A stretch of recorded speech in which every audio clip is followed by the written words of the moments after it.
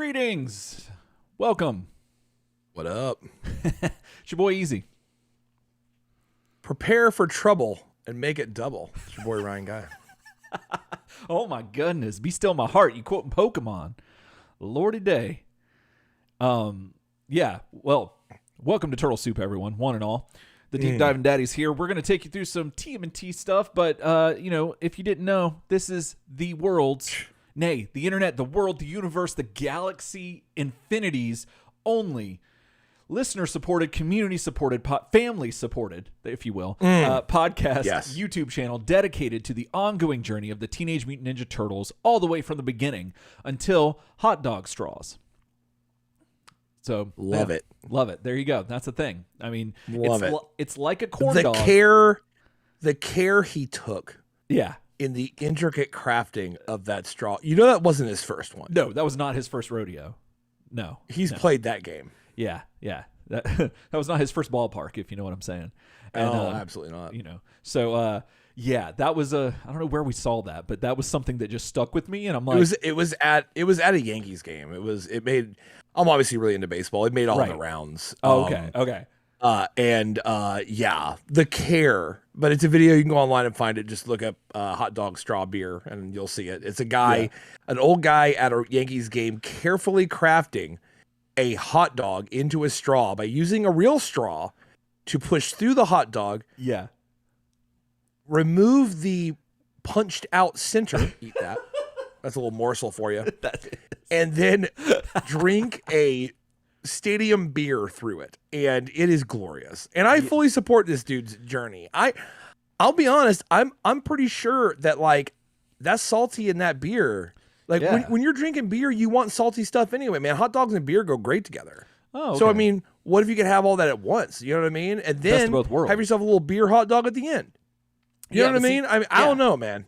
But see, I don't like. I can't eat a hot dog. I used to be able to eat corn dogs because it hid the hot dog part.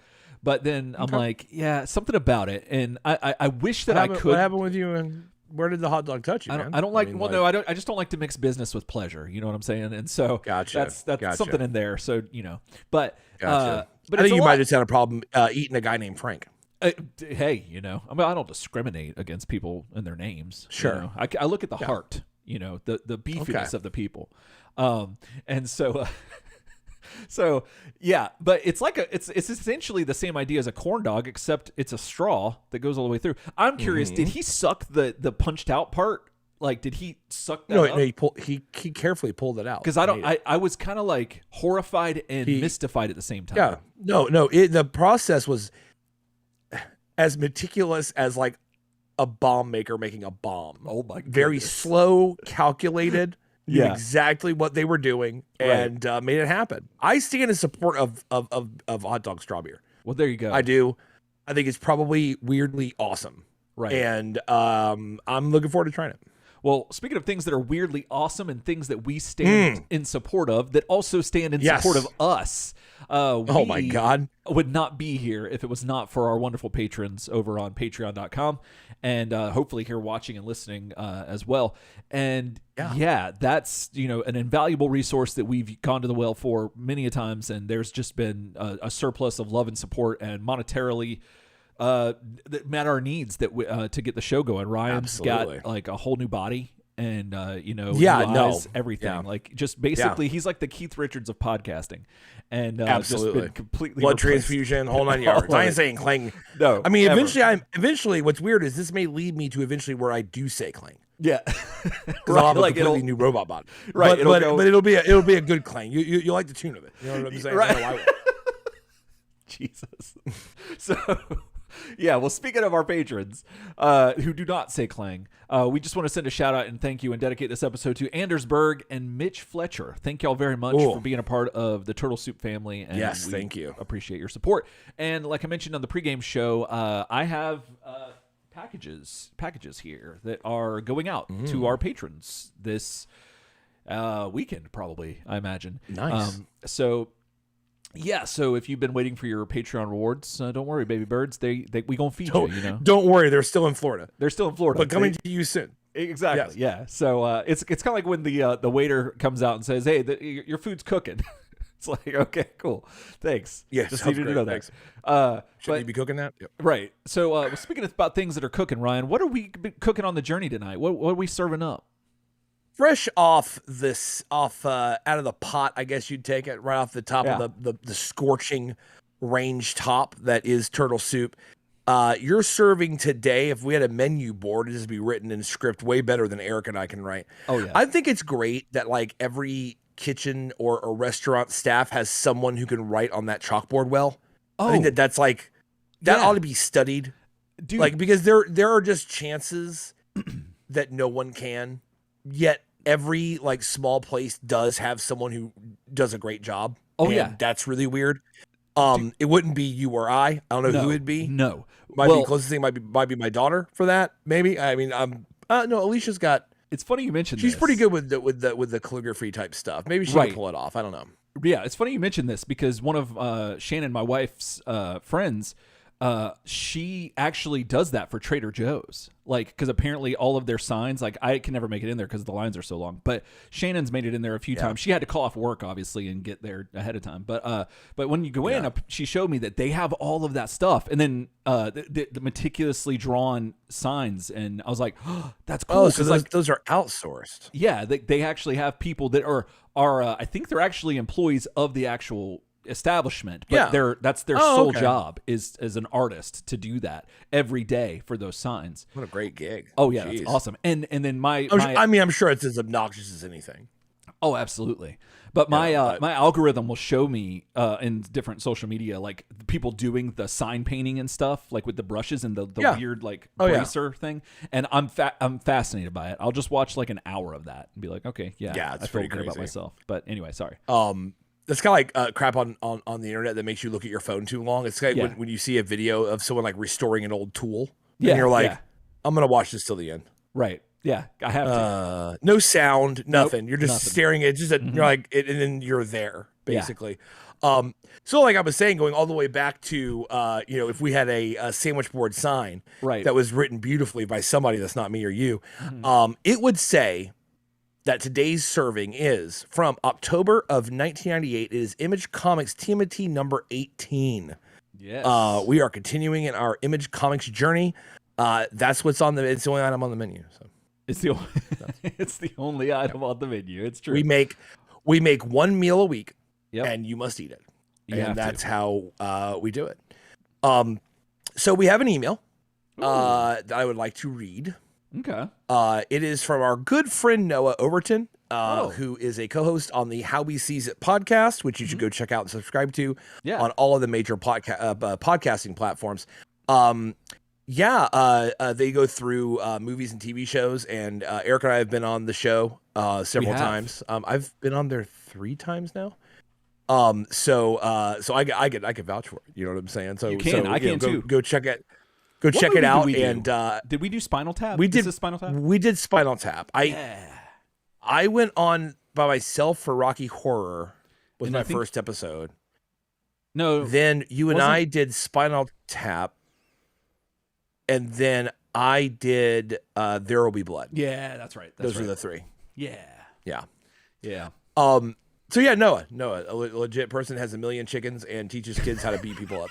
And that he's pretty great. He says, and this is kind of in reference to us talking about the rise of the TMNT movie last week. Oh yeah, we did that. Good evening, daddies. Hey, I want to drop a note and talk a little bit about the Rise movie. Okay. I have to say that I am one of those that did not care for the series. I watched about 6 episodes and I was just not interested. Yeah. Really did not care for the way that they did Splinter. Felt wrong if you ask me. But after seeing Easy talk about it on his post, I wanted to give it a shot. Aww. I have to admit it was good. Great start with the cold opening and the jump back in time. I gotta be careful we don't spoil. Yeah, we don't want to spoil too much about it. Sorry. Yeah. The feelings between the brothers and weight of the show is done really good. I'd recommend this movie to any and all Turtle fans. Yeah. Still don't think I'll go back and finish the series. Also really hoping Seth Rogen does not screw up the new one coming. I really don't care for most of his humor, and I'm hoping that he does not bring too much into the next movie. Keep up the great work with the pod and that journey going. Us trash painters are always here for it. Aww. Your faithful Turtletarian, Noah. Thanks, Noah. I think everyone's kind of hoping that like Seth Rogen doesn't screw up the the Project Mayhem. Mutant Mayhem that he's working on. However, I think the odds are low. I think the odds are low that that's gonna get screwed up. I think that it will. I think will be at least as good as the Rise film. Definitely. And we had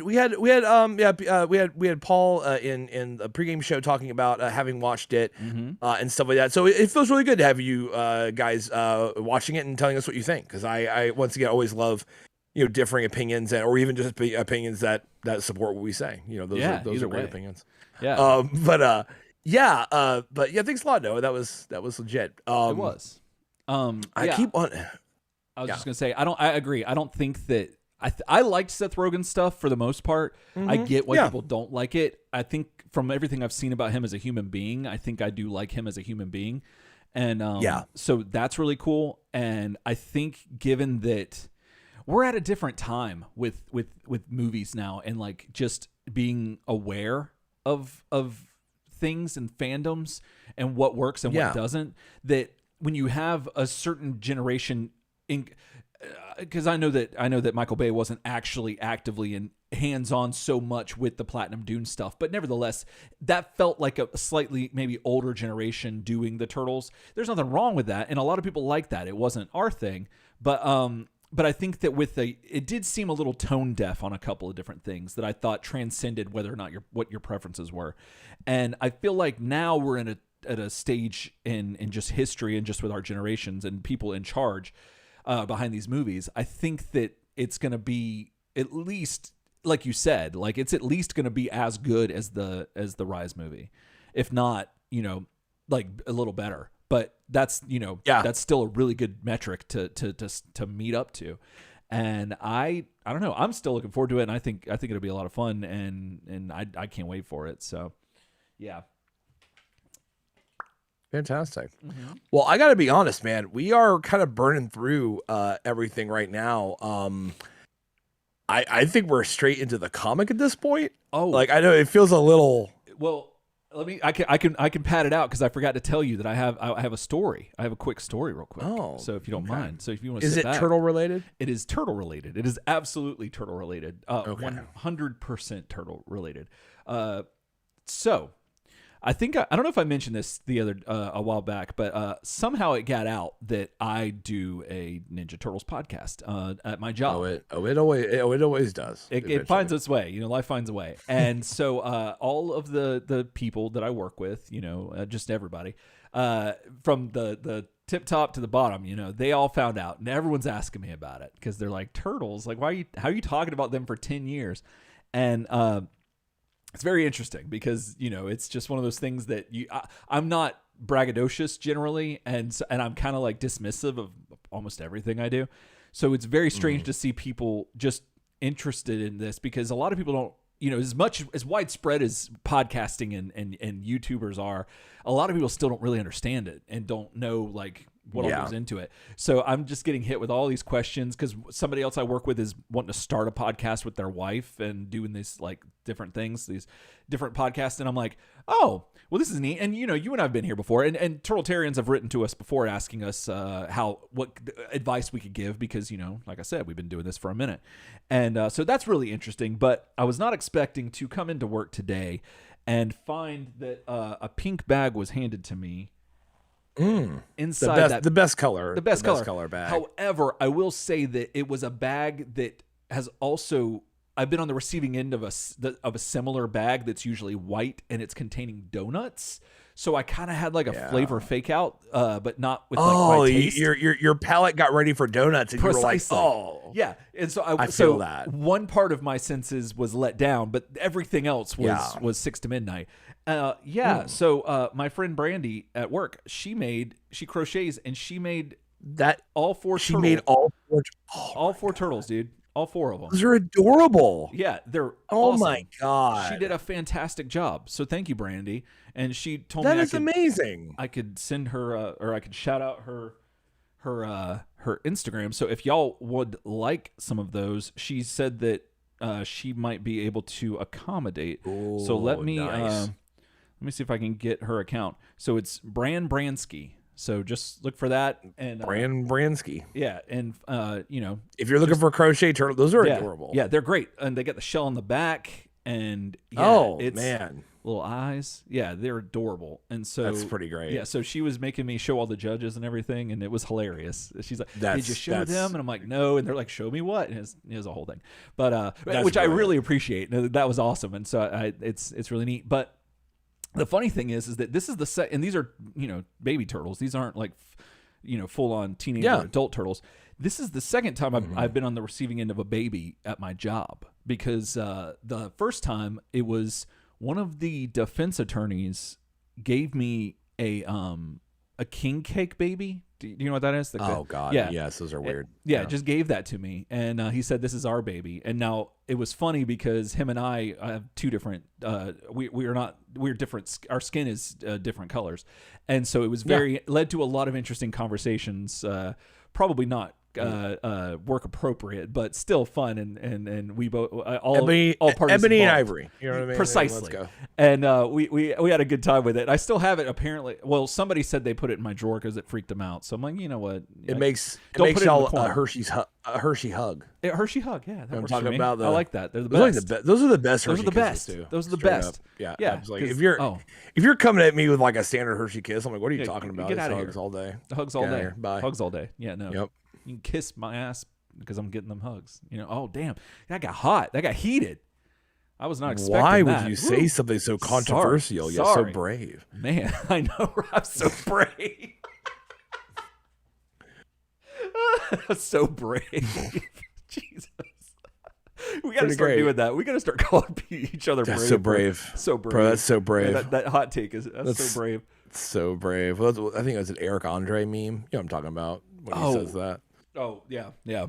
Goodness. He's sitting back, But that's interesting. Yeah, whenever people find out that I do a podcast, they are always usually very awed at the amount of time that we've been doing it. They're very, and then all of a sudden, like their next question is always like, how many listeners do you have? Right. It's like the first question. Yeah. And I'm kind of like, I don't know. Yeah. I should be a responsible podcast host and know this, but I don't know it. But we don't. I don't know. We have our people. That's all I usually say. I'm like, we got our people. We got family. Oh, we got our stuff. It's one of my coworkers. She's a mom, but she's like she does the stereotypical mom stuff where she's like the first thing out of her mouth is that and he gets paid. They've got Patreon. They got patrons. Yeah. Oh yeah. And it's like, okay, so this is when you bring money into it, that changes everything. That's usually the third question. Yeah. Is do you make any money from it? Yeah. That's pretty common. And so we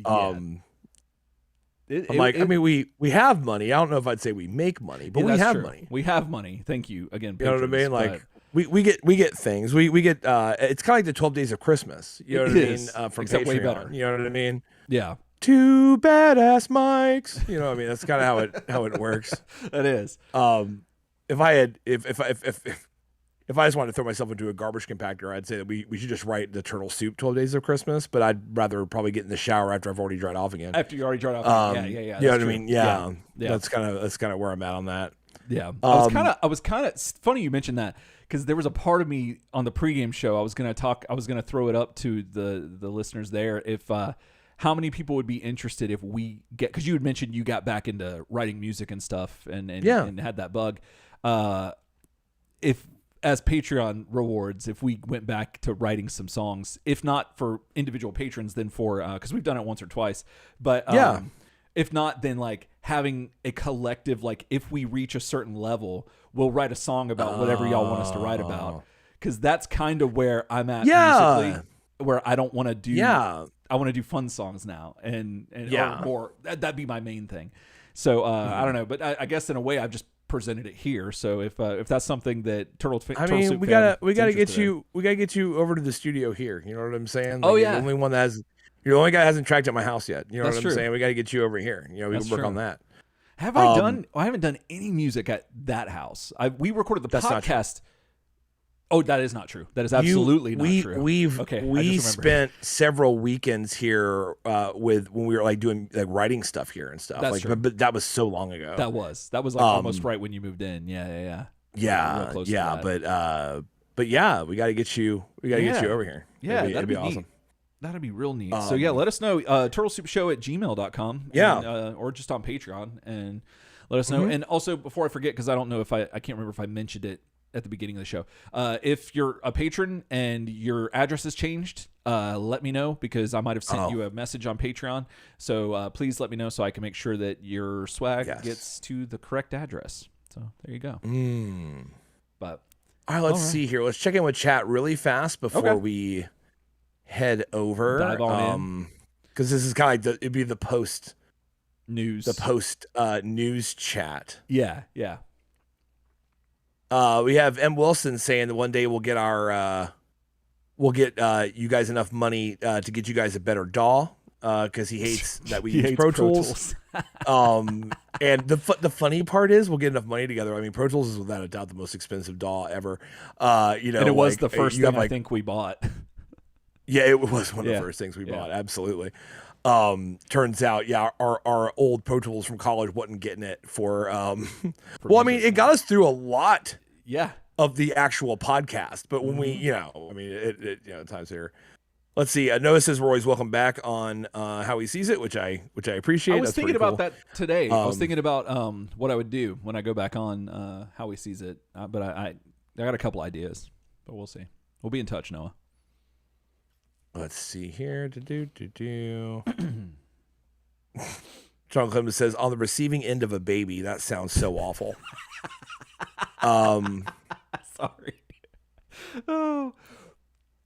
Noah says he needs that we need to write a Trash Panda song. Oh, interesting. Okay. Like for them or about like our personal garbage that I don't know. Oh, see that's the way I initially took it. Like when I think of Trash Panda song, I think about like, okay, so you just want us to basically write a song that's all Trash Panda garbage then. Right. Just about like random crap. It would sound like REM's like Into the World. But it'd be just all of our dumb shit. Oh, that'd be great. Talk about some guy made a hot dog, straw, and then all these like random moon lyrics. Money, all that stuff. The moon money had to be in there. Oh, have to be.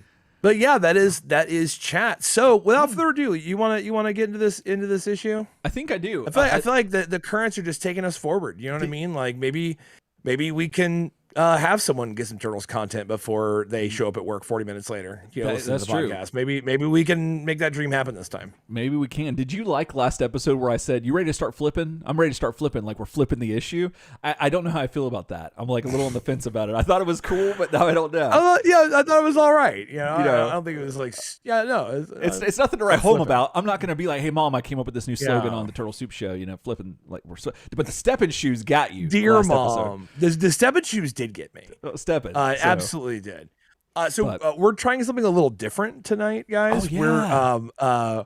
We're going to be flipping who does what half of the comic. Speaking of flipping, we're flipping. We're ready to get flipping. We're flipping this time. Let's hope it's not flipping awful. But we're changing this up to see how it works.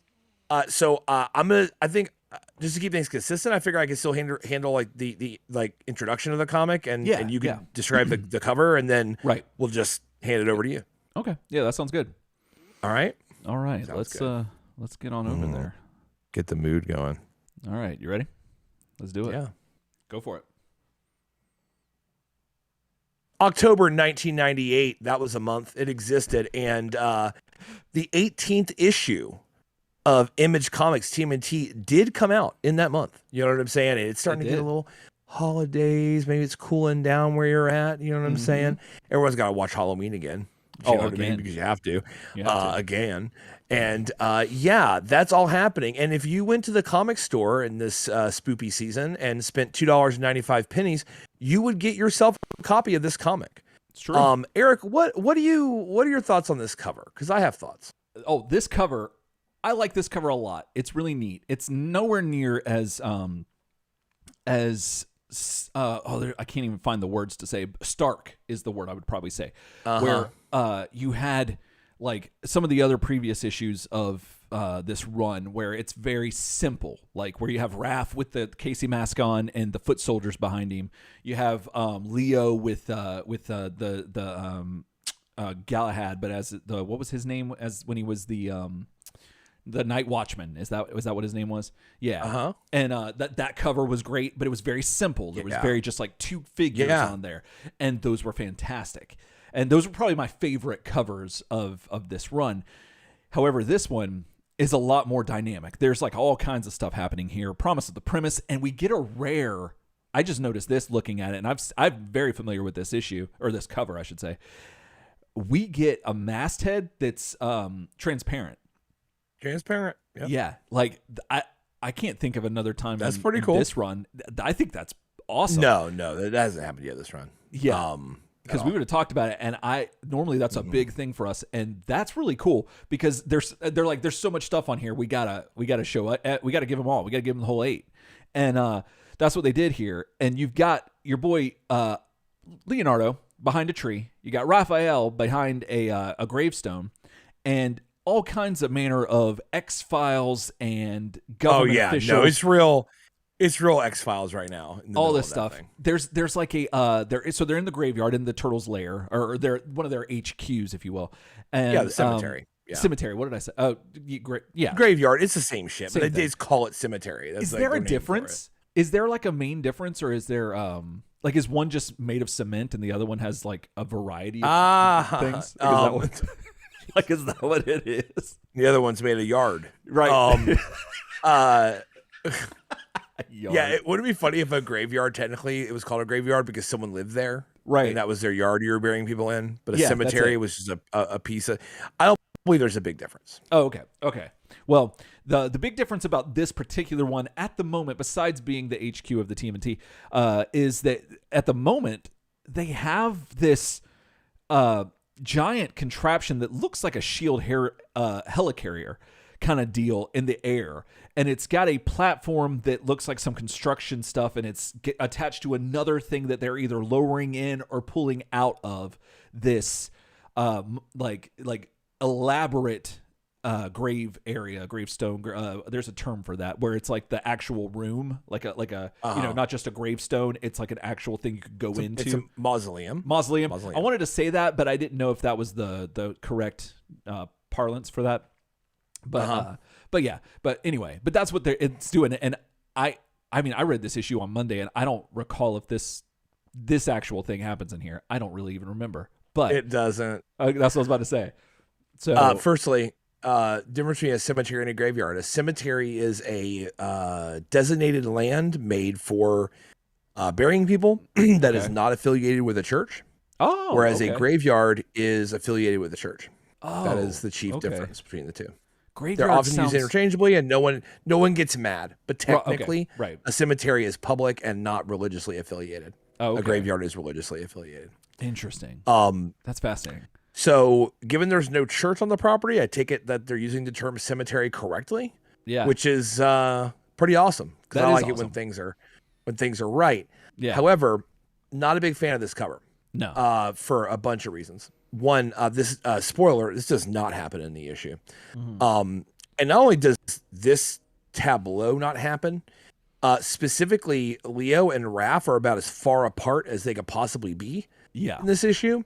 Yeah. Also, the Raph we get here is hockey mask wearing Raph. This is Raph pre-Shredder Foot Clan. Yep. Which is really inaccurate and makes me think that the cover was made, I guess, without the person knowing that. Yeah. Even though I'm pretty sure that this is a Frank Fosco cover, which is strange because he's doing pencils on the book. Mm-hmm. I don't know. I don't like the reason I don't like it. I don't think is I'm a big fan, obviously, of like the border the border is your foreground. Mm-hmm.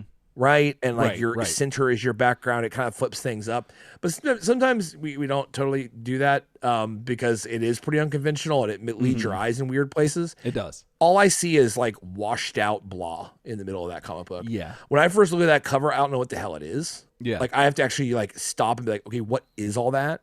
I do love the clear masthead. Yeah. I love the clear masthead. I think that's really awesome. I kind of wish that they would have done a clear masthead on some of the other better covers. Frankly. Yeah. But yeah, this it's blah. It's a bunch of yellows and whites and oranges. the contrast isn't great in the center at all. No. So it looks like a big blah explosion, and then you go, wait a minute. Oh wait, the turtles. Okay, so that's my foreground. Right. But the center is the background, and then you realize, wait, Raph's wrong. Mm-hmm. Okay. Yeah. And you know what I mean? Yeah. Not saying that like this scene doesn't occur in the next issue potentially.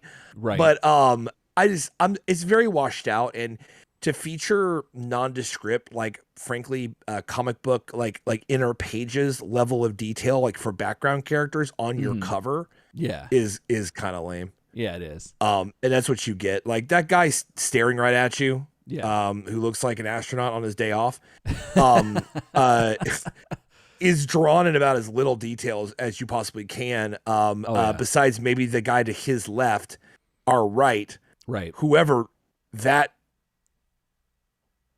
inspector looking man is. I don't know. I'm just not a big fan of it. Once again, I mean, the art's cool. It's great. If it was inside a comic book, I'd be like, oh man, cool page, cool one page splash. I like that. I almost think it would look better in black and white, actually.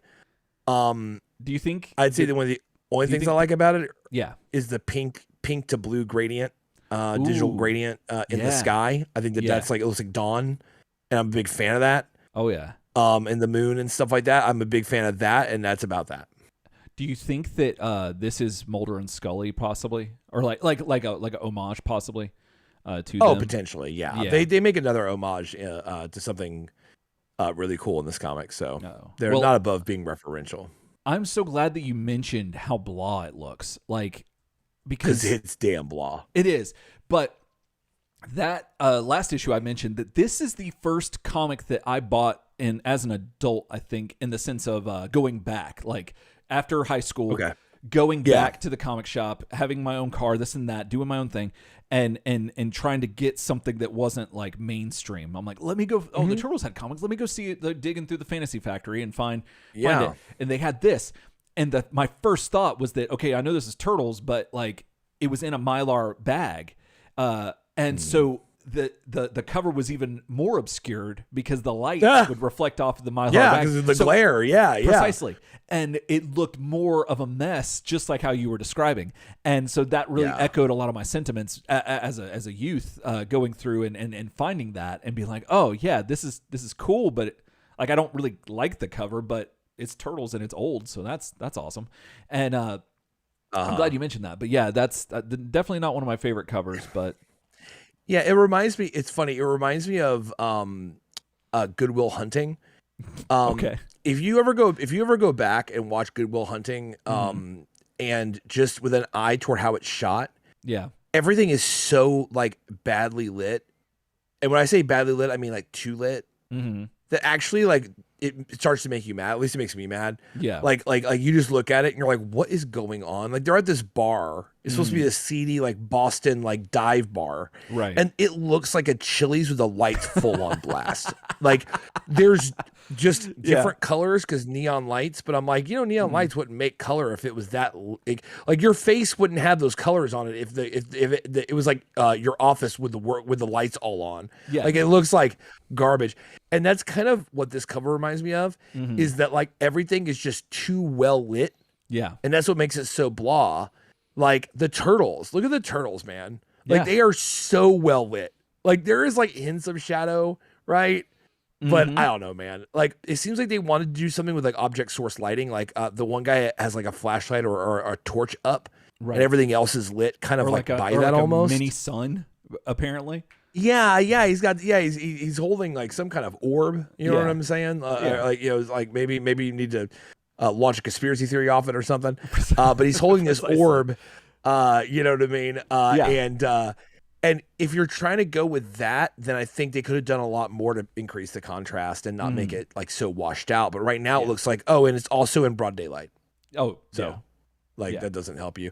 Anyway, but that's funny with the Mylar bag. I'm sure a Mylar bag can make this thing look just, what the hell's on this cover? Like I know it's Turtles because I can read, right? But that's about it. But yeah, like I said, I mean, still, it's not awful art. I'm just saying. Oh no, Definitely not one of my favorite covers. No, definitely not at all.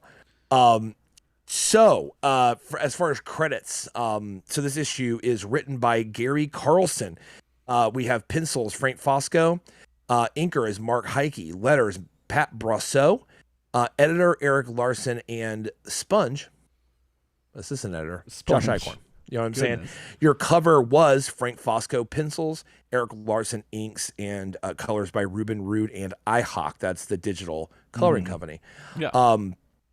And you know, it's just funny to see like the series artists doing these covers, which is great, right? They don't really have a lot of guests. Like I think Fosco's done these like last million covers with Eric Larson inking, which is great, and they've brought us some really great contrast and really cool stuff. It's just funny to have the series penciler penciling the cover where like Raph's still in his Casey mask. And it makes you think it would be a little more on.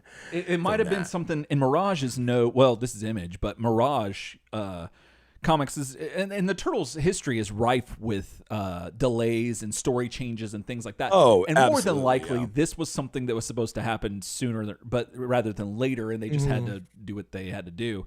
And you know, comics behind the scenes are just, you know, there's a deluge of these stories like where this has happened and been the case. But yeah. So, well, all right.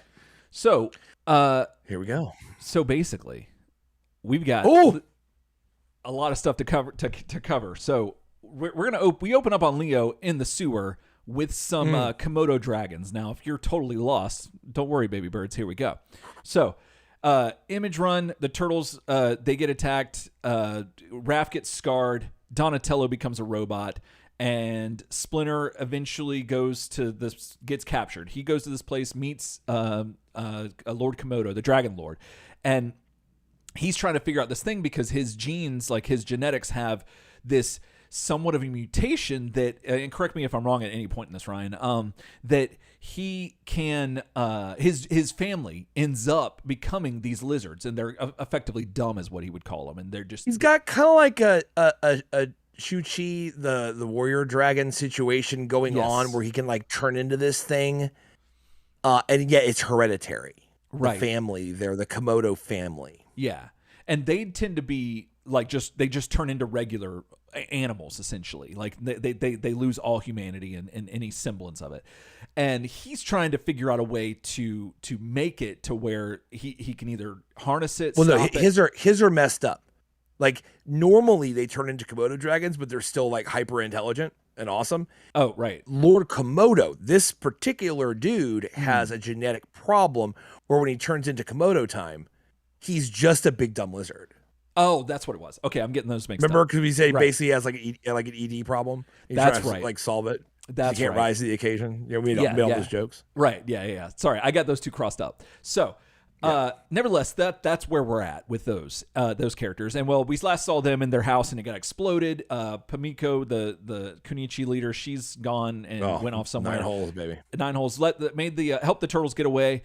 Splinter ends up being in a cave because they interjected Splinter with some serum or something. He got some of the old dirty insulin. And he went from being Rad Rat Dad to Bad Bat Dad as they found in a cave where he got rabies and he flies off. And then we see the Turtles going through all this stuff where they run into the Savage Dragon and some other characters from Image, and they have all this stuff. Donnie loses the sentient robot that was like in him when he fell from the helicopter and died essentially and got assimilated. And that persona of his robot body left, and now he's back to just being Robodon, who does machines still.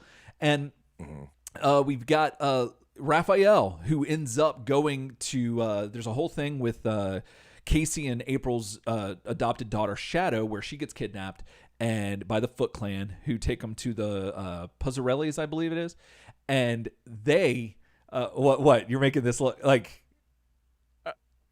You not want me to go through the whole thing?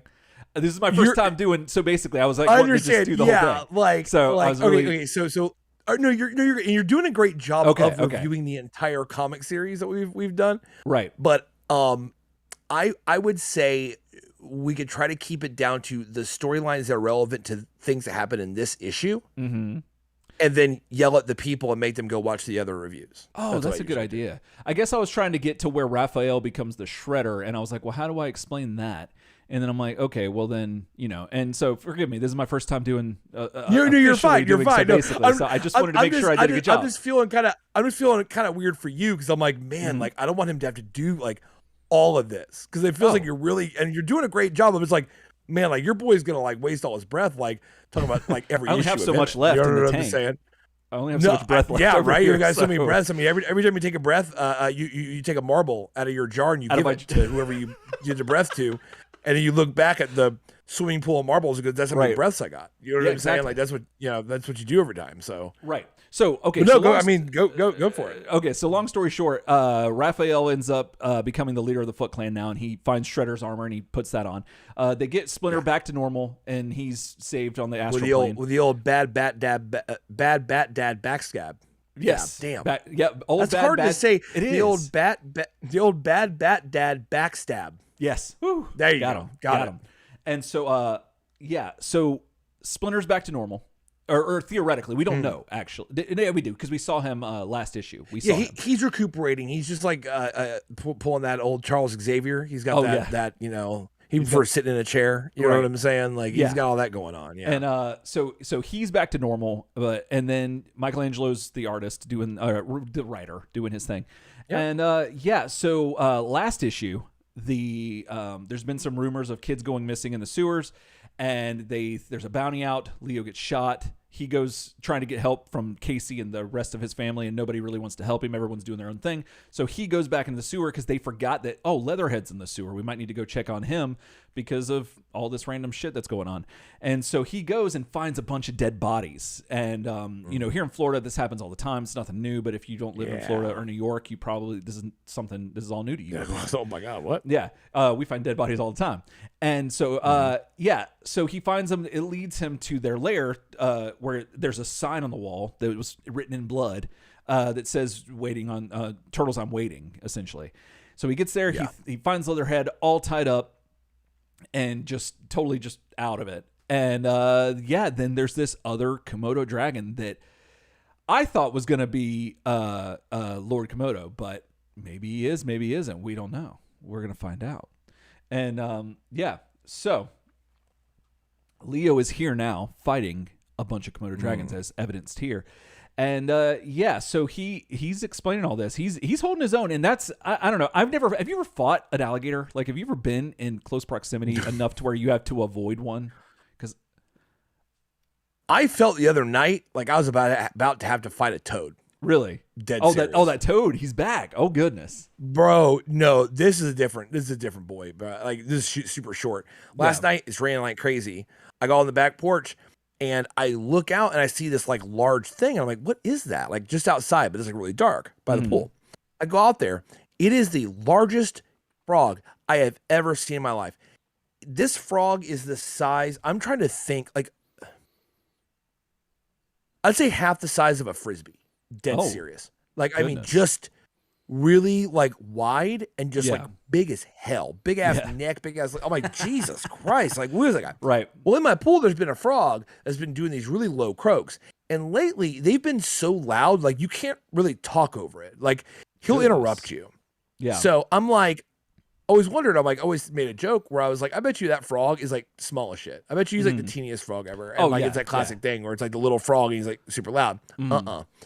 Because I see this dude and I'm like, well, that's unsettling. I started thinking about, what if he jumps on me or something? You know what I mean? Because I feel like having like a dog jump up on you or something. I was like, I'm not a fan of that.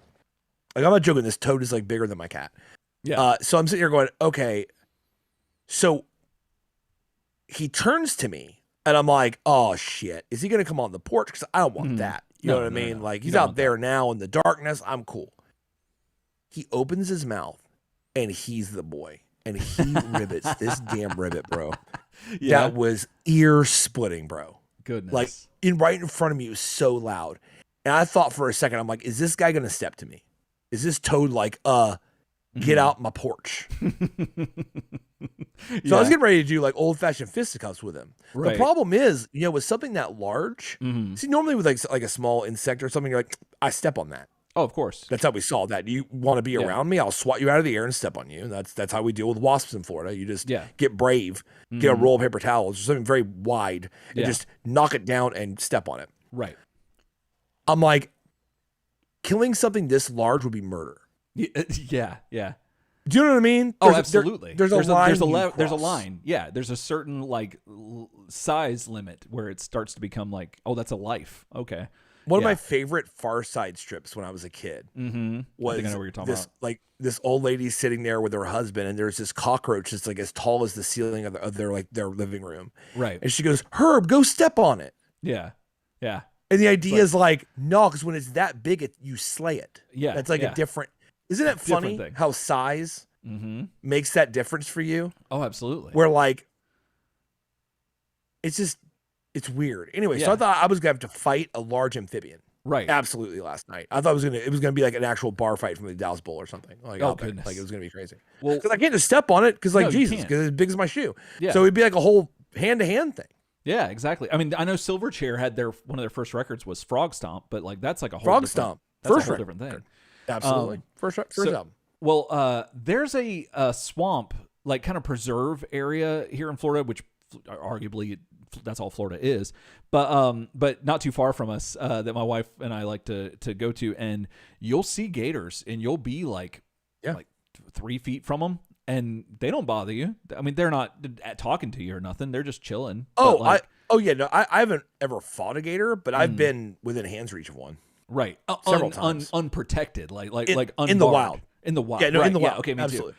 And it's fun and scary, and it's a lot. It's all the emotions. It is fun. It's fun and scary. It's what makes Florida Man, basically. Exactly. It's like facing that danger over and over again when you live here. That's part of it. It is. And that's what Leo's going through right now, I imagine. Now, this is a turtle that's seen space triceratops, brains. You've seen leeches, all manner of bloodsucker stuff. They won't admit it, but he saw bloodsucker. That was a man-sized, insect. leech.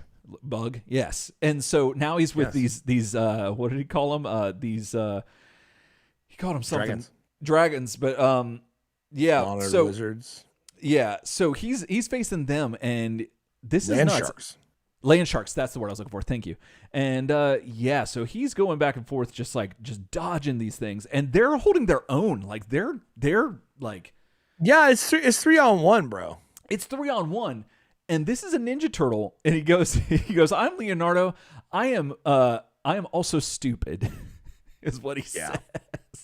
Because this whole setup was right. It was kind of like the whole like mama hen fable about the cake, where she goes and asks everybody help. You ever heard that one? I've talked to you about mama hen.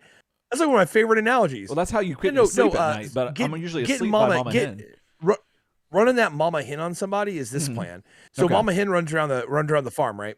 And she's like, I want to make a cake, but I need help because I need like help getting the eggs and getting the flour and getting whatever. She goes and says, everybody, bro. The horse, the cow, another chicken, a duck, a cat, all these dudes. And they're all like, nah, fam, I don't got, maids of milking out there.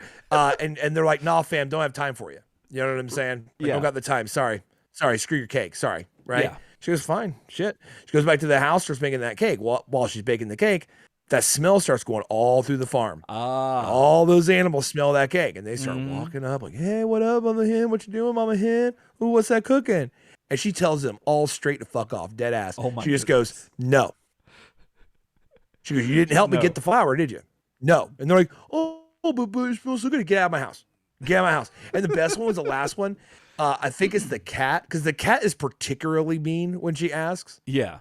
The cat rolls up last, and she's like, don't even ask me. Yeah, don't even. Like, get out of my house. Yeah. This cake for me. And then she opens that window up and eats that cake right in front of all those damn animals. Good. And that's the mama hen. You know what I'm saying? If you don't help, you know what I'm saying? When someone needs help, right? You don't help, don't expect to take, to take part in their situation. Take the cake. Yeah, no, you know what I'm saying? So what happened here was Leo is stupid.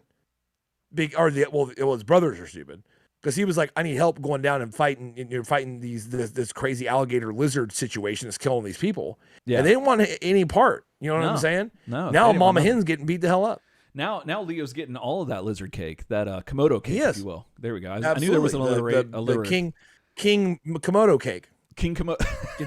get the King Komodo out of the cake. Exactly. That's what you do. Right. That's what they do in the sewers in New York. Yep. So like you said, Leo rushed into now this isn't a Vaseline trap like last episode where Casey had it on the staircase, but this is just a trap, a traditional trap, and he ran into it all alone without his brothers, and he's now paying the cost for it. But he's handling these gamers, he's doing well. These lizards like I don't know, I'm impressed, and Leatherhead's just tied up like a dang old piece of toast over here, just doing nothing like Lisa Barangi, and he's just going back and forth, trying to figure it out. Now, I love this because, again, this is in the sewers. It's probably not well lit, and he's trying to figure out what's all going on. All of a sudden, like he like totally takes care of one, and then he's like, hold on, where's the other one? And then you hear what we read, chomp. Yeah. And your boy's eyes are like, what? Like I want to zoom in on his face right here because, like, this is the face you make. This is the chomp face right there. Like, that's the face you make when cat you hear chomp. Jumps out from under. When my cat jumps out from under my bed, it's like a kitten, and it's like super zoomy and crazy. Yeah. And grabs onto my foot. Yeah. That's the face I make. That's the face you make. Absolutely. 100%. Yep. And so, so Leo makes that face because, your boy's got him by up to the elbow, maybe? Like, or almost right to it, it looks like. Almost to the elbow, yeah. And, this is nuts. Now, the good thing about Leonardo is he's always prepared because despite this menacing look on this lizard's face, he's got, he calls him, open up, Reptar, I need that arm. And he reveals that, that gator swallowed a whole ass katana blade. And that's something, unless you're like at Hibachi, you don't want to do that. Yeah. Unless a trained professional chef is shoving a sword down your mouth, you don't want to do this any other way. But yeah, so now he's looking for lizard number 3 because. So, can we just take a second and talk about how brutal that scene is? Oh, absolutely. He swallows his hand with the katana in it. Yeah. And Leo just swirls it around in him. Yeah. Pulls it out and says, this one will think twice before eating an arm holding a katana. Yeah. And the visual is that he just rotates it in his body and just slices him up from the inside and pulls it out. Yeah. Yeah. That's brutal. Yeah. I don't know why. I mean, I guess it's a testament to Leonardo's reflexes, I guess, because I would like to think that now, granted, I don't know fully the intelligence of these lizards, but like that they might not go eat an entire blade. That seems a little weird. That was dumb. But that was just a dumb move on that. I mean, Komodo lizards, they're making them out to be real dumb. They are.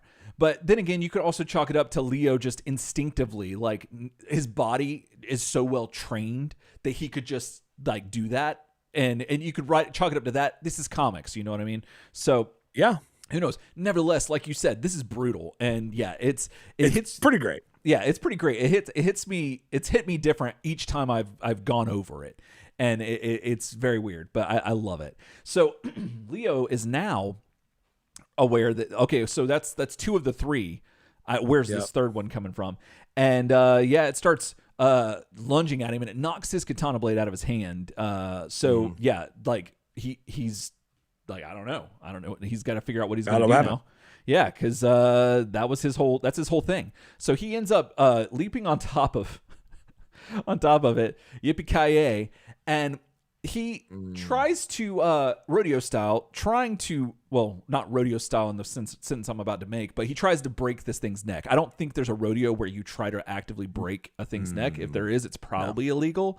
However, a bull is actively trying to break your neck. That's true. It's got to be your bull. It's on the opposite side. Yeah. See, the problem was in that she was the victim.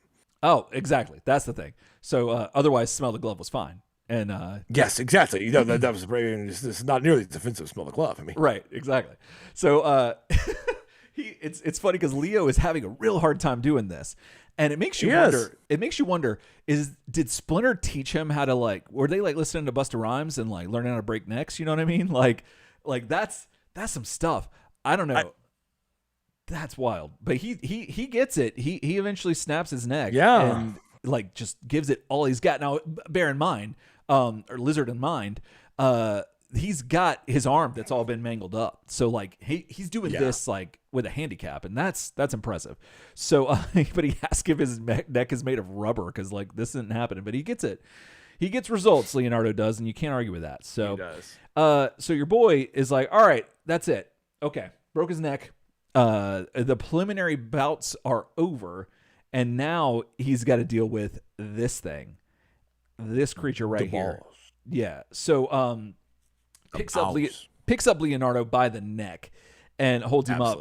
And is complimenting him, saying, very impressive. You killed all 3 of my brothers. That makes our quarrel here that much more personal. Now I have to kill you, or excuse me, I have to kill your brothers, as I was planning on doing that anyway. So, that's just very strange. Now, this lizard is much taller than Leonardo. Now, the turtles in this run are rightfully so, about probably 4 foot tall. 5 foot. 4 foot, 5 foot, somewhere in there. And, 4 foot, some 4.5 somewhere. Yeah, 4 foot might be too short, but nevertheless, they're on the smaller side.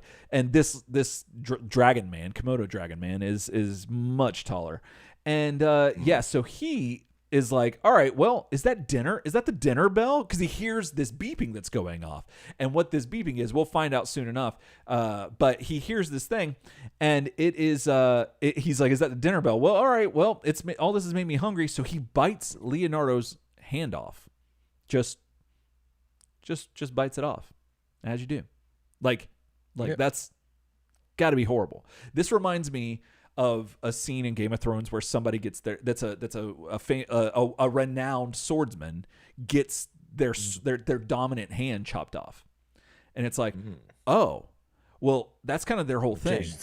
Changes the game. Yeah, it's like when you put butter on corn, it just changes everything. Like, everything's different. And so, this is nuts. And so he's trying to, like, and I like this. He talks about this, which this is cool because it gets into the ninja training and whatnot. So he says, okay, my arm, it hurts even worse this time than, just a few panels ago. He says, I concentrate on trying to find a place beyond the pain, which is what I've done with, like, getting tattoos or anything that's, like, remotely painful. Yeah. Just try to concentrate. Then the pain below. That's what you always say. Exactly. And so that's a Chevelle reference too. And then but he says it doesn't work, and I pass out screaming bloody murder. And that's the end of the issue. So what'd you think, Ryan? No, I'm kidding. Good deal.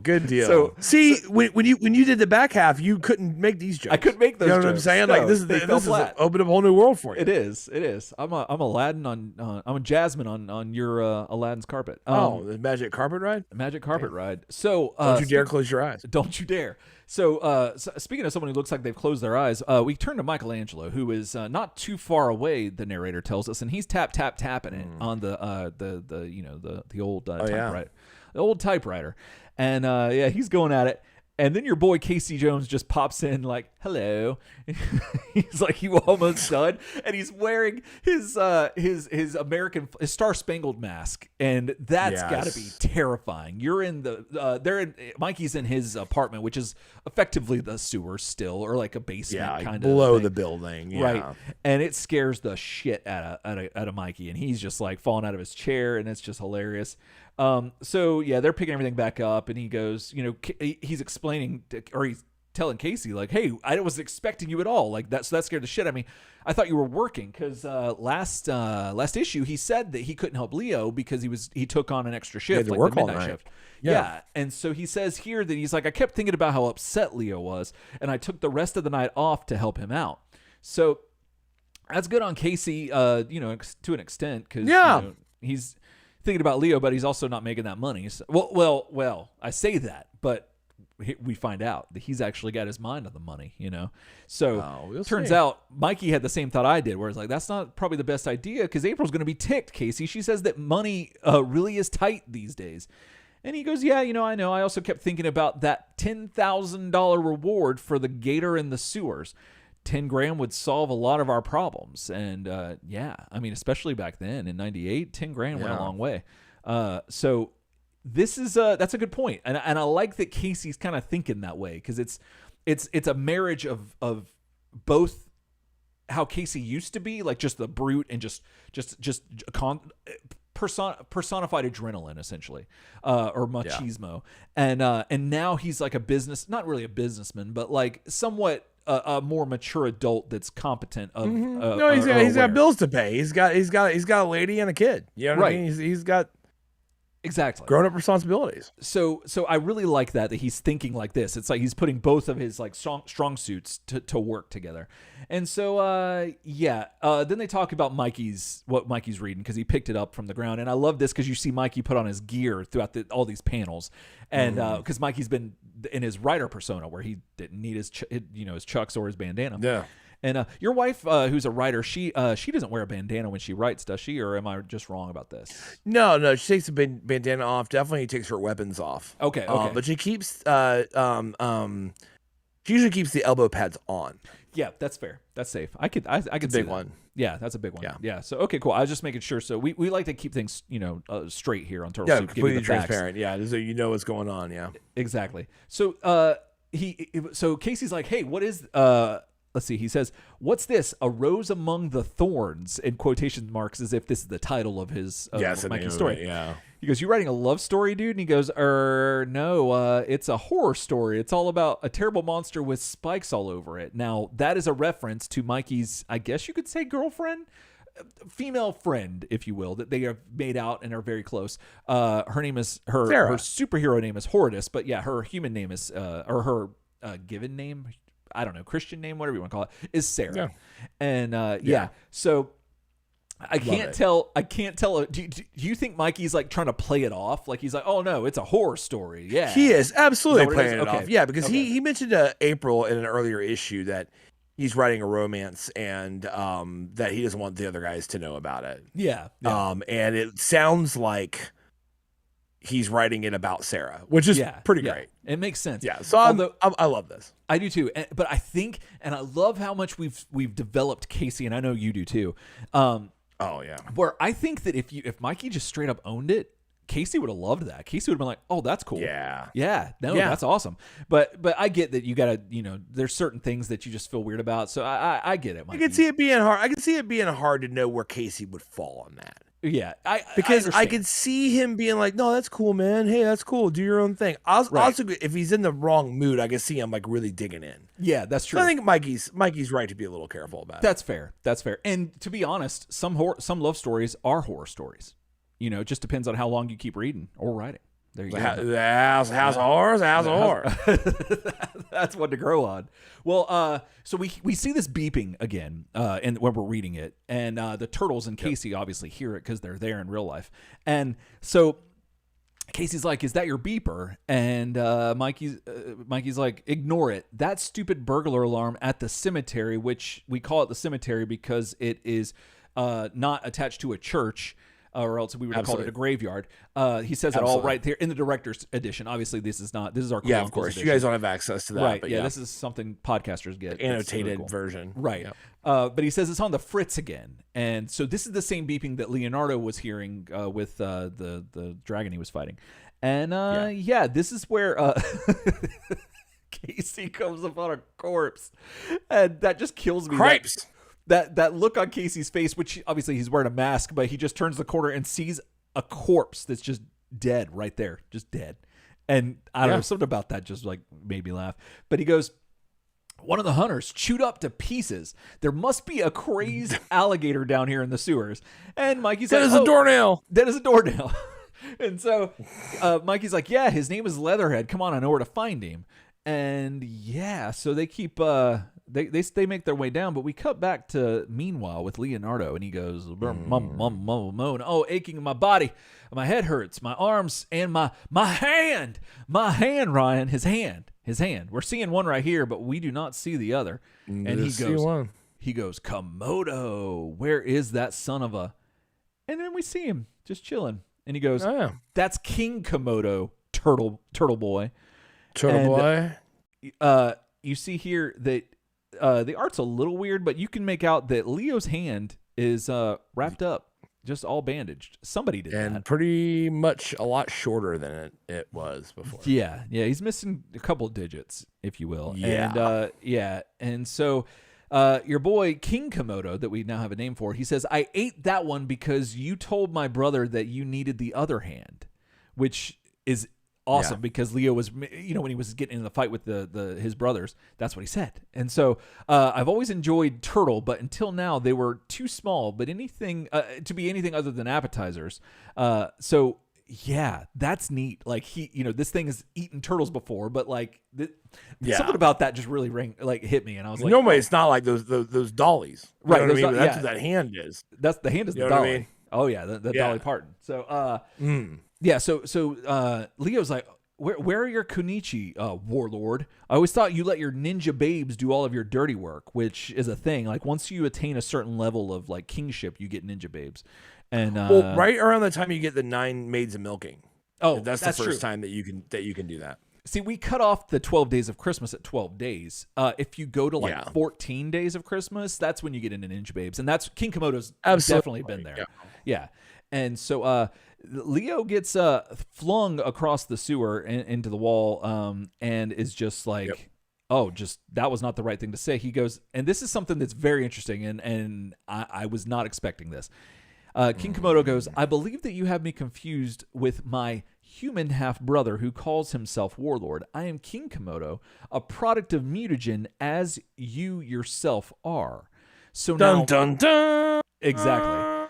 So yeah, so his human half-brother was Warlord Komodo, and this is King Komodo. And yeah, so Leo's just like, Leo's blown out by all of this, and he's like, you're the lizard that was accidentally injected with the synthetic mutagen, but Donnie blasted you to Kingdom Come, and we see here like behind Leo like the flashback of Donnie, memory of it. Yeah. And turns out that was issue 1 through 5. All that stuff happened. That's the storyline, yeah. And we get more dialogue where they're going, King Komodo continues to say that he's been injected with this stuff before all of that, and he was injected with the Warlord's genetic material as well. So he was a test subject, essentially, is what he was. Yeah. And hence the half-brother terminology. And he goes, the second injection was more beneficial. Besides transforming me, the mutagen healed my many wounds. The Konichi Pamiko found me and tortured me. She brought me to this stinking city to locate you turtles. And then Leo said, well, he calls her, a bad name, and then says that she led you to us. But why is Leatherhead here a prisoner? Like, why? Yeah, like that's like, why isn't he dead too? Like, why haven't you? It's like, I'm sorry, I got caught. I'm just Harley. I'm just out here in the sewers trying to find me some punk frog. Exactly. I love the idea of like Leatherhead just being here, like pretending like he's asleep. Like if I'm asleep, no one's gonna notice. Leo's like, why isn't Leatherhead dead? Why haven't you killed him yet? And it's like, Leatherhead's like, shut the fuck up. I love Leatherhead's face on this next page. Like just him looking up at Leo looks like, I'm real sorry, boss. Like, oh my goodness, just that look. It's so funny to me. It does. Yeah. So King Komodo explains that he goes, the fool was trying to warn you of my presence. I didn't want him ruining my carefully laid plans. Besides, Pamiko wants his carcass to collect the reward offered by the parents of those brats that I killed. So here we go. King Komodo killed children. So yeah, that's the one that that's why all the hunters were in the sewer, and that's what kind of started all of this. And so Leo says, you know what, you're a big king-size pain in the ass right now, so why don't you deal with somebody your own size? And he lets he cuts Leatherhead free, and Leatherhead's like, all right, thanks, Leo. This creep in his 3 months took me by surprise. Now it's payback time, and this is where you get King Komodo. He I don't know if I can zoom out enough to show you, but the comic doesn't show it here, but his leg is he's propped up, like he's like got his arms crossed and his legs propped up against the wall, like when you're like looking cool, hanging tough, you know what I mean? That's totally what he's doing right now, like just unamused, just I don't care. And he goes, oh yes, there's one thing I forgot to mention. I inherited the Warlord's ability to mentally communicate and dominate the minds of my primitive brothers, and your large friend here has an extremely primitive mind. And yeah, that's not good news. That art of him just like hanging tough looks like, well, check this out. This thing about it looks so petulant. It does. It does. I'm totally here for it. And so far, I'm loving King Komodo. I think that he's pretty awesome. And yeah, so so we get the whole thing with Leatherhead being like, goodness, like, something's wrong, Leo. My legs, they won't move. I can't do anything. Can't move a muscle. And King Komodo's playing it very coy, just being like, why should we fight, friend? We have so much in common, you and I, and the turtles are our enemy. Haven't they hurt you in the past? And he goes, Leatherhead's just totally mixed up by this. He's got an upstairs mix up this time around. And he does have an upstairs mix up. Just doesn't know. And he's like, Leo, please help me. Because this Leatherhead, if you're not familiar, because as we mentioned, Ryan, or as you did, Leatherhead's been sparingly put throughout this whole thing as though... as opposed to his prevalence in other TMNT lore. Yeah. And so this one, he was intelligent, but not very, like, he could do things, but he was still slow, or was it? He wasn't no scientist. He's often depicted later as like just hyper intelligent. And he's definitely not that in the Mirage like canon comic. Right. Like he kind of loses control sometimes. Like, and he, which he, has in 2003 and stuff like that. But I know, but but here, he's not so smart. Right. And definitely not the Jess Harley type from Adventures and the animated certainly series. Not just a poor Jess Harley. No, but yeah, so he's trying to sort all this out, and he can't help it, and so he's like he remembers that the turtles ruined his teleportation device because he was, with the Utroms and everything like that. And this is where he realizes that the turtles must die, and he lunges at Leo, and they go down into the sewers. Now, let's see here. When do you come in? When do you come in now, or when do you? I could start now. We're about halfway through. Okay, yeah. I mean, it's up to you. I figured we're changing scenes here, if you will. So this might be a good. Yeah, point, you're right. No, that's how usually. So for people who are just watching this review clip that didn't hear our whole thing, we're doing a different. We're trying to obviously flip it around where Eric starts the comic, I finish it. So we got a little bit of growing pains here. I normally pick a halfway point where a scene changes. Okay. Unless the scene that's going on is like so long. Right. And if I finished it, I'd rob you of like half your half of it, like a quarter of the comic. Like sometimes it could be that way. So I just hand it over at the actual halfway point. But this is a good as spot as any. Okay, cool. That's cool with me. All right. So last thing we see is Leatherhead, just like wow, you splash, and there goes the katana. Mm-hmm. So we cut to above ground, which these Foot Clan warriors, the running, dude. I love it. I love it so much. It's so good. It looks like you can see them going like, like a weird cartoon or something. Like it's really weird. Do you think that they run that way because like there's something with like Raphael wearing Shredder's armor that his movements at first were like inhibited? So like when he's like trying to train them, like they're like, oh, do like he's doing okay.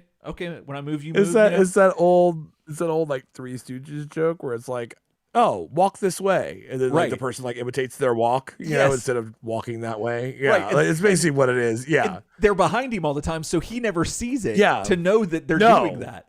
Oh my goodness! Maybe they're all just like running to make fun of how short he is. Oh, and he turns around like, oh, yeah. It's like oh, back in the normal position.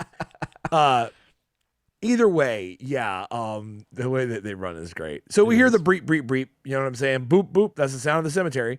And I love it because one of the Foot Clan soldiers would be like, Master, your alarm. Shall we investigate? And he's like, no, it no longer concerns me. You know, a faulty alarm in their cemetery HQ is not is my brother's problem, not mine. My place is no longer with them. It is with you, the Foot Clan, which I felt that was kind of intense. And that's a little. It's a little much. It's a little more than he kind of talked about last issue when he just said, hey, I'm just trying to be with the Foot Clan and I got to show leadership. And this literally sounds like screw them. And I'm like, that's annoying. It is. And he crunches the little beeper device and leaves it on the ground. Yeah. He's like, let me show you how little I care about this cemetery alarm. Yeah. So he mentions that Chang has, Shin You said how to Probably. pronounce his name earlier. I think Ching is not the right pronunciation. No, because is it Shang? Shin? Shing probably. It's Shing. like yes, probably something like that. Sure. Yeah. So he says that Shing has another batch of recruits. So obviously, besides also being a healer man, we learn that Shing also recruits people, neophytes for the Foot Clan, which is and he's the best cook. He's the best and the best cook in Brooklyn. Yeah. So you could just go ahead and have that as well. Exactly. He's a magic man. You know what I'm saying? From the back rooftop, though, we do see two of the Shredder Elite with a mysterious robed figure in the background telling them to keep them in sight and to, basically file a full report, no confrontations. Yeah. And then, just for expository purposes, tells us, now I must venture beneath the streets and contract my other ally in the sewers and see how he fares. I'm like, oh, snap. You just say that just out loud, like, to everybody. But that's exposition for you. Yeah. So, Casey and Mikey are still on the trail. They find, like, once again, 9 or 10 more bodies, all this stuff. And they find the eye-waiting turtles, like, that Leo found. So they're on the trail. Meanwhile, in the actual heart of the action, King Komodo is still just basically commanding Leatherhead to just, like, kill Leo, because that's what's happening. Underwater, a lot of inner dialogue. It reminds me a lot of like a Batman feel, this whole issue with him. Oh, definitely. He's got the ongoing inner Batman inner monologue happening, which is pretty cool. And he's kind of just basically saying he's got to take care of Leatherhead, but not hurt him. Right. He's like, how do I get this, like, gigantic gator? Because I'm in his territory now. You know what I'm saying? Like, I'm in the water. This is like where he lives. You know what I'm saying? Like, I know I'm a turtle. Right. This is like his, like, playground, and he's like wrecking me right now. Oh, yeah. How do I do it without killing him? Well, he uses parts of the bandage around his stump are coming undone, and he does wonder during this moment if his hand's really gone. And he says he can't feel anything below his elbow and doesn't know if it's really gone yet. Yeah, that's wild. He might just be, like, faking him out or something. But he starts to use the bandages, and he tries to choke Leatherhead underwater. Oh, yeah.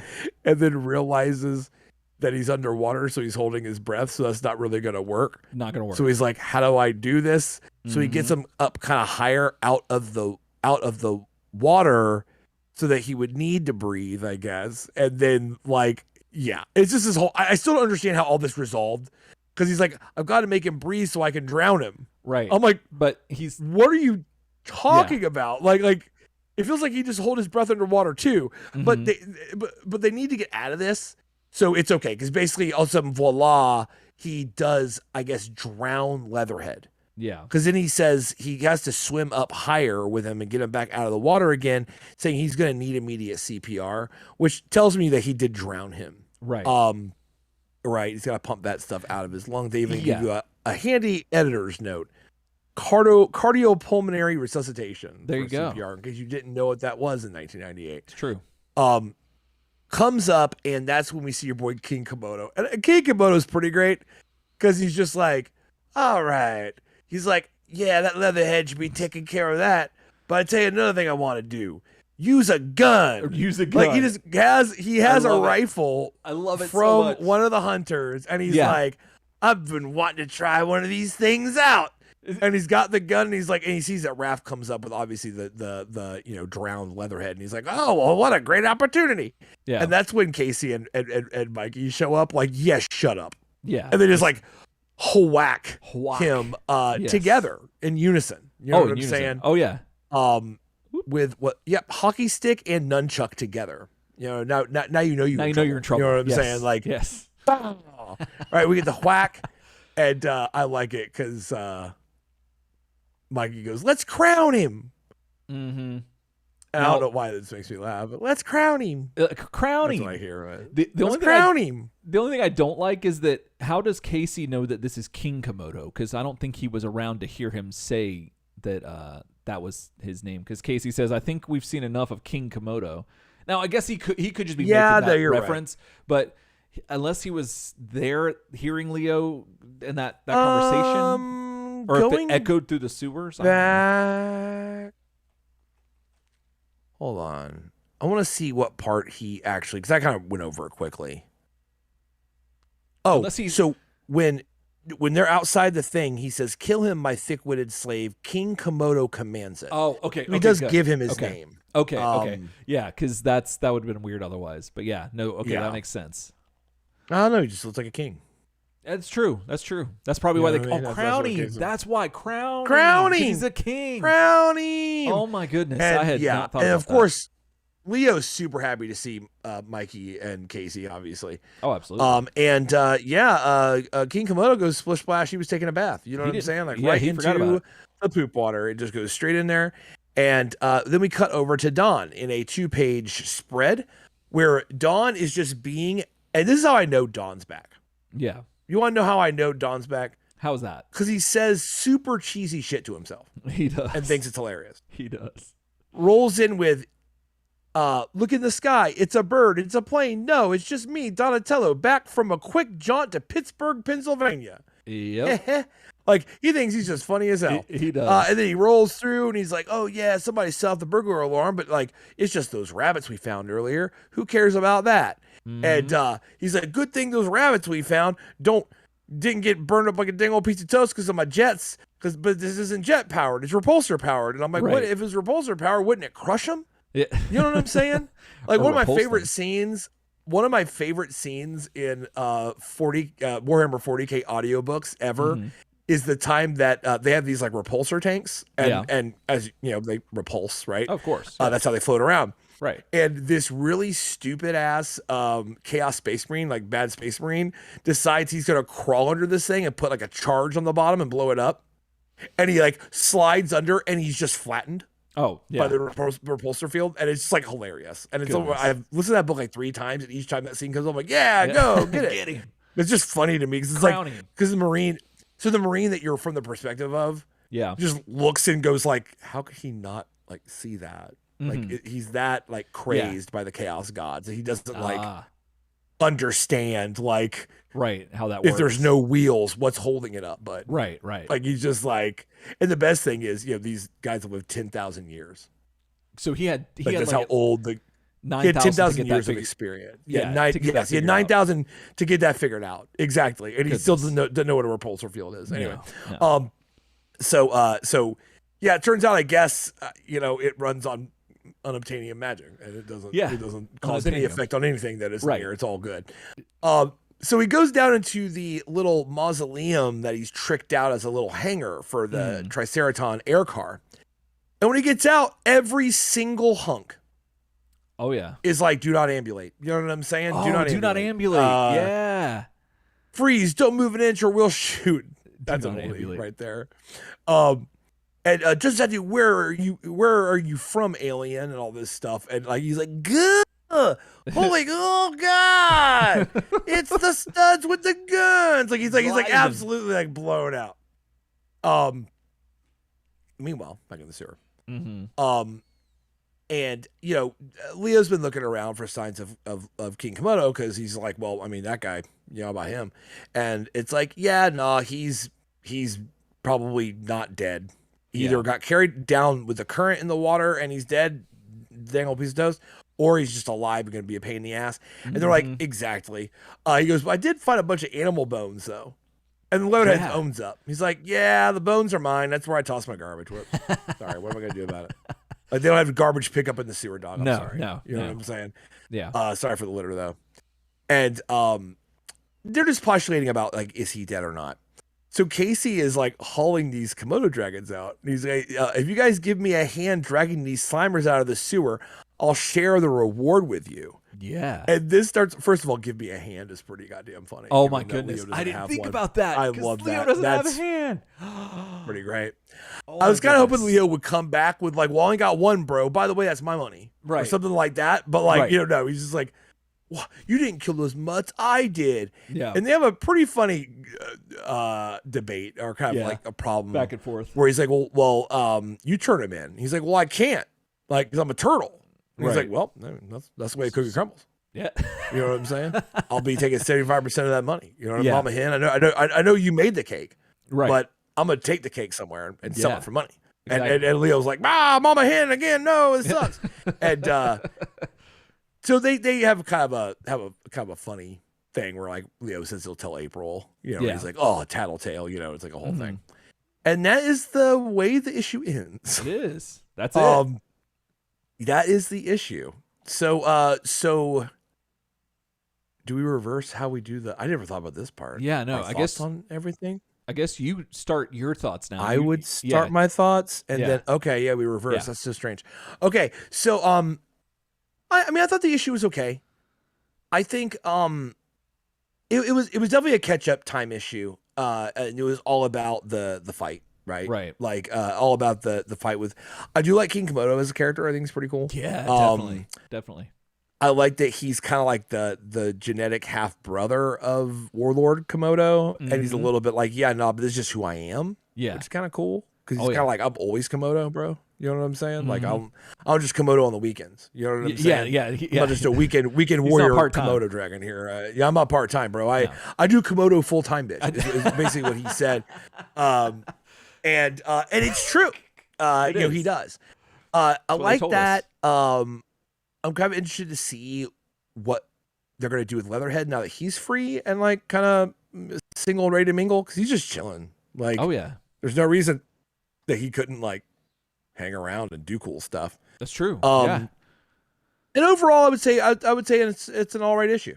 You know what I mean? Like it just kind of deals with the Komodo thing and obviously, Leo's hand. Yeah. What do you think about all that? I agree with everything you said. King Komodo seems a lot more terrifying than Lord Komodo ever thought about being, and the mind control of lesser beings is interesting. It's nothing new that we haven't. It's something we haven't seen before. However, it's giving me shades of Rat King. Yes, that's shades of Rat King kind of thing. Yeah. Mm-hmm. Except rats are terrifying, but they're on a smaller scale. However, an alligator that's a man-sized alligator, if you will, that's even, I don't know. It could be 6 one way, half a dozen another on the terrifying scale. But I mean, weak-minded reptiles. Yeah, that sounds like it's a lot more scary to have control over. Right. So, I mean, with rats, you just get a bunch of cats and you're probably good. But like a gator, like what do you do with a bunch of gators if all the gators in Florida came after you? What if the Florida Gators? What if King Komodo could control the football team, the Florida Gators, because they were around at this time? So like, what if he controlled Steve Spurrier and because I guess he was the coach back then, right? In 98? 98? I think Spurrier. I think Spurrier would be the coach back then. Yeah. So what if he could control Steve Spurrier and got all of the Florida Gators to fight the Ninja Turtles? Like that would be amazing. That's what I would love to see go. That would be rough. Oh, did you ever hear about what happened at the Oakland Coliseum where the Oakland A's play? No. Speaking of rats. Oh goodness. So no. Oakland's the Coliseum's one of the oldest stadiums still standing. Okay. It's old as all hell. It sounds like it would be. It's terrible. It's like falling apart, Yeah. They had a rat problem. Okay. So they introduced cats. Yeah. And now they have a cat problem. Okay. Goodness. Like, yeah. They have a cat problem. The cats are bred. Yeah. And they're everywhere. Goodness. And they're not cute cats. They take your food. Really? They are on you. They're pee everywhere. Yeah, it's not. Yeah, that's you think about cat problem like that. That's how I mean, let's be honest. In this day and age, a baseball stadium full of cats. I mean, could you like get a good time. Cuter? Could it be? You could draw people to the crowd. Right. Come pet a cat. Watch Absolutely. the A's. You know what I'm saying? Home. Even though they're awful, no one will watch them. You know what I'm saying? Yeah, take one home with you. Why don't you? But apparently, it's not cool, man. Goodness. Because you could just step in cat shit. Yeah. Or you could just there's all these things that could happen. I thought that was kind of funny. That is kind of a rat funny. problem. Then you have a cat problem. You know what I'm saying? Right. That's pretty funny. But yeah. I think the reptiles thing is scary. It is. You can get a pack of gators going. Yeah. The Florida Gators even, and that'd be a problem. That'd be a big problem because you thought Florida Man was a problem. Think about Florida Gator Man. Like that's a whole other thing. But I enjoyed that, and then when he picked up that gun, that was hilarious. That was killing me. The kind of thing was great. So Leo getting his hand bit off. I love the foreshadowing of that, where it's like, oh, he didn't get his hand bit off. Oh, then he does get his hand bit off. That was really cool. Yeah. And it's about time that Leo got some sort of malady thrown on him. That whereas Raph and They're Don just picking apart these damn turtles. They are. And I the mean, only one that hasn't been right? affected yet is Mikey. Yeah, Right. it does. Like they get enough tough scrapes. I get the idea that they would need to have like scarring or like some kind of distinctive like injury. Like I get that. Yeah. But so it's kind of nice to see that. But I love the brevity with it with is that right? Yeah, the levity with it. I always get those two crossed up. But the comedy essentially that where it's everything's so light that like Leo just got his hand bit off and they just fought this gator and Michelangelo is giving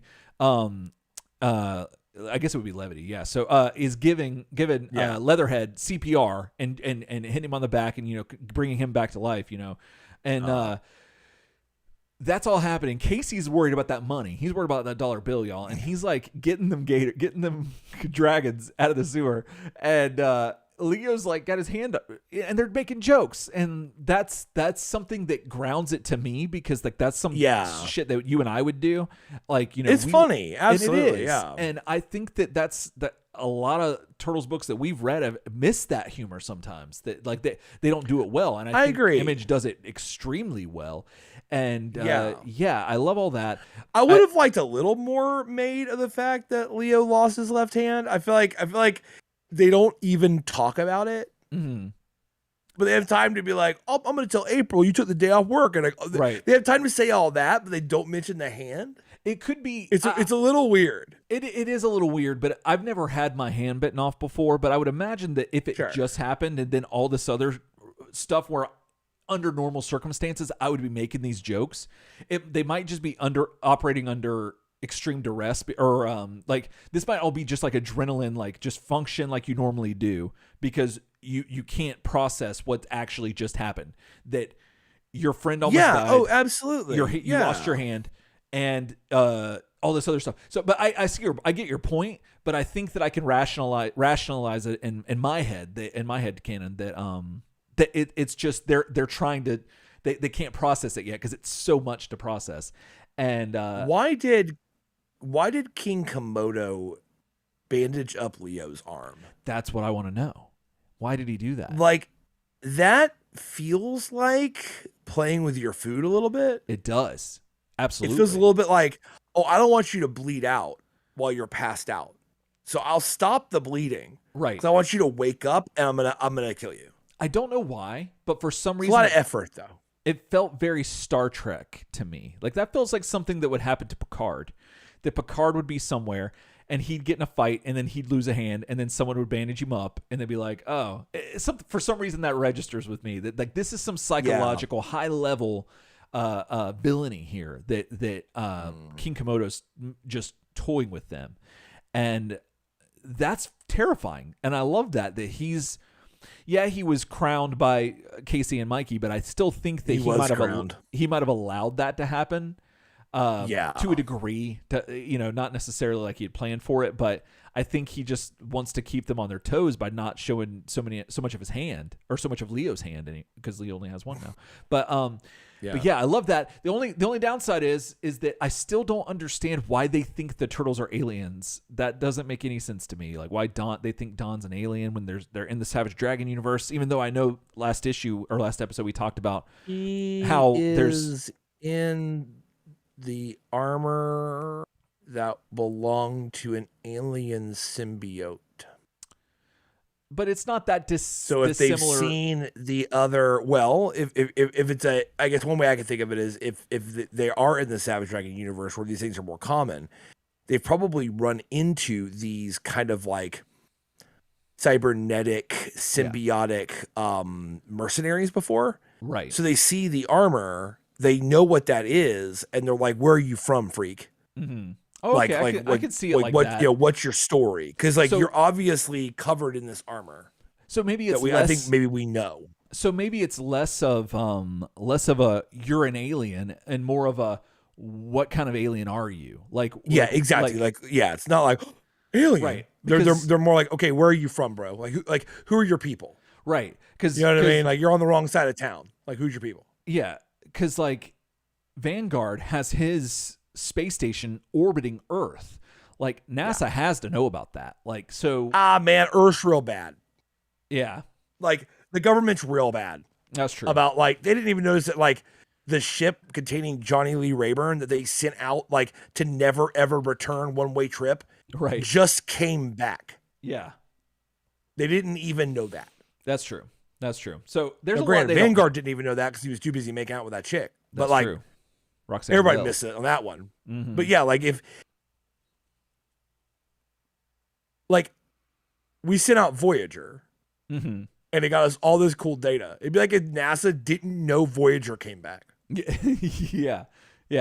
Where, man, isn't Voyager supposed to be well past Jupiter by now? Mm-hmm. Where'd it go? Oh shit, it came back. You know what I mean? Like that's what that is. Yeah, and I would like to see. I would love it if there was if this was an X-Files kind of thing, where like there's a group of people that are, like they're not blown out by the fact, like we were saying, that these they exist. They just want to know more about it. But the fact that they're trying to wrap their heads around it and stuff, that I love. I love that idea. Oh yeah, yeah. I've mentioned this before. Very like authority, like the authority kind of thing. Right, where like right. these people could be that kind of thing. Where like they're more of the intergalactic threat. Yeah, or at least humans assigned to track that kind of stuff. Mm-hmm. Like, so they're more like, yeah, we know about a lot of different alien species. Like, where are you from, dude? Right. Do you know what I mean? Like, we're like that's our role here. Mm-hmm. Yeah. So other than that, I enjoyed everything else about this issue. I thought it was fun, and I was good. Legit like not scared, but like I was concerned because like Leo was in a really bad situation, and we know from everything else we've seen that the bad stuff's happening to the turtles in this, and it could have been a lot worse. Leo's number came up. Yeah, absolutely. So it was an alright issue. I think I would just call it like a kind of just an average issue. It conveyed story. It did stuff. You know, it had a beginning, middle, and end. Had a compelling protagonist. Yeah. So I'm right there with you. So what did you think about this issue? We want to know. What did you think about this issue? You can email us turtlesoupshow@gmail.com. That's the hotline. That's where you can find you can send us anything, questions, concerns, turtles come out and fight that suggestions, anything you want to send us. Just send it to us, and we appreciate that. It makes our shell phone ring, if you will. And I don't think, have you ever crushed a cell phone with your bare hands? Like, have you been able to do that yet? Because I haven't. But like kind of like how Raphael crushed the beeper. Although a beeper was probably smaller than a cell phone, but still, I don't know. But if you want to make, my dad threw a Nokia cell phone on the floor, and it turned into 150 pieces. Oh, that happened once. Oh, yeah. That makes sense. That's something I could see. That's within the realm of possibility for your dad. But if you want to see us try to crush a cell phone, you just keep making that shell phone ring by sending us those emails, and we just might do what Raphael said and just crush it. But but if you don't want to do that and you just want to find all of our episodes and just go to the home of the internet, turtlesoupshow.com. That's where they're all at, and other cool links and everything else up there. And if you want to get in touch with other cool Turtletarians, you can do that by joining us on Facebook, the Facebook group Turtle Soup. Lots of cool stuff happens there, as well as Instagram, Turtle Soup Show with the underscores between each word. And then if you're one of those few, the proud, the brave, the patrons, and you would like to be one of them, part of Patron Ranger, who we can call family, that keep us from saying clang and keep us in the kitchen serving up the soup, you can do that by going over to patreon.com. Find Turtle Soup's done, been making a podcast for about 10 years, and we're going to keep doing it so long as we keep having the support from our wonderful listeners, those who we call family. And if you want to be a part of this wonderful family, you can do that, like I said, patreon.com. Pick a tier, and then, if there's anything on there you want to see us do or try or whatever the case may be, if you're a part of another Patreon and you've seen like them do something cool that you're like, you know what, I'd like to see the deep diving daddies of Turtle Soup try their hands at that. Let us know, because I mean we reserve the right ideas to say no, but like we would love to hear from y'all. Something you'd like to see us try do differently or whatever the case may be, definitely let us know, and because we like to accommodate. We will not do it. No, sorry, no, can't happen. But old dad easy, like I mean he's got all he prefers sitting in a chair these days because he did a tried to do a bit of a kick at a show when he was like a young man and destroyed his back. So I'm not trying to kickflip at all. Yeah, no, I can't. But I can watch you do it. If we should start a Patreon tier where if you do like a certain number for a couple months, we will go and watch you do an athletic feat. We will be in the stands. We will support you for that. That could be something we could do. Hey, So I can get out there. Yeah. One last thing I wanted to mention before Okay. the podcast episode ends. Is everyone should be aware that let's see, we're recording this episode on the 25th. Yes. So on the 29th, which I believe is that Monday, yes, on the 29th of August, NASA will be attempting to launch the Artemis 1 mission, unmanned mission to the moon, aboard their SLS, their Space Launch System. This rocket has been in the works for over a decade. And this is the unmanned test flight. It's going to launch hopefully Monday the 29th around 8:30 a.m. to 10:30 a.m. Yeah. And it is history. So you're going to want to watch it because that is mankind going back to the moon. And I'm so excited. It's taken like 100 years. And if you're an old space shuttle fan, like if you just like loved everything about the space shuttle back in the day, the cool thing about SLS is it's basically the space shuttle without the space shuttle. It uses side boosters that are those white boosters that are, if you look at this thing, you'll go, oh, this is the orange tank and the boosters without the space shuttle on it. Yeah. So it uses the rocket engines, the RS-25s that were on the space shuttle are now mounted to the bottom of the big orange tank. And it has the two big white solid boosters. So it's a bit of a throwback too, because government don't spend money. They just reuse parts. But really excited. And we had a listener who worked on SLS that wrote us an email a while back, a couple years back. And when I was talking a lot about space and stuff like that. And if you're still listening, I am really excited for your launch. And so everybody, Monday morning, go on YouTube, go to NASA's YouTube channel, and they have like a upcoming like a bookmark for the launch Monday morning. You can just set like it to notify you so you won't forget. Okay. And if you live in Florida, like anywhere, just look toward Cape Canaveral. You can probably see it. Goodness, Cape Canaveral, exciting. Well, that's awesome. Hopefully they don't find your do moon. that. I want everyone to watch. Don't find your that. moon money. Because because it's just the unmanned orbit of the moon right now. So I mean, like they don't have anybody down there. Even if they find it, they can't get it. Okay, good. Now, Artemis 2, I don't know about that. You know what I mean? I might need to like go there myself and make sure. I got to hitch a ride somehow. Of course. You know what I mean? Like I'm talking to Elon, he's not ready yet. You know what I mean? So maybe I got to get on the SLS. I don't know. I'll figure it out. You might want to get in touch with Santa. I think Santa's sleigh can go to the moon, if I'm not mistaken. I think he can. But it's only one time a year that he can do it. So you got to wait till Christmas. Christmas Eve, I should say. I've got time. You got time. Oh, yeah. Yeah. You got time to get back on the good list. Then because you might be on the naughty. In case I'm assuming you might be on the naughty list. I'm just saying. I forgot about the time to get on the good list. That I had not factored for that. Yeah, you got to. I don't know. I need to see how in arrears I am on the on the list. How bad the arrears are right now. I don't know, man. I might be paying it down. What's the principle? You know what I mean? What's the principle? Yeah, you need to know. Well, again, everyone, thank you so much for listening, and be sure to check out the launch on Monday, as Ryan was talking about, and be sure to talk to him about it because he would love to talk to you about it. And hit me up on Discord if you're on there, or hit me up on Facebook or in the group or whatever. I'll be all about talking about it. I'm gonna be a ball of energy that day. That's awesome. So excited. Yeah. So, all right. Well, that's going to do it for us tonight. Thank you again so much for everyone joining us on YouTube and listening to us on the podcast. We appreciate you, and we will see you next time. Else time.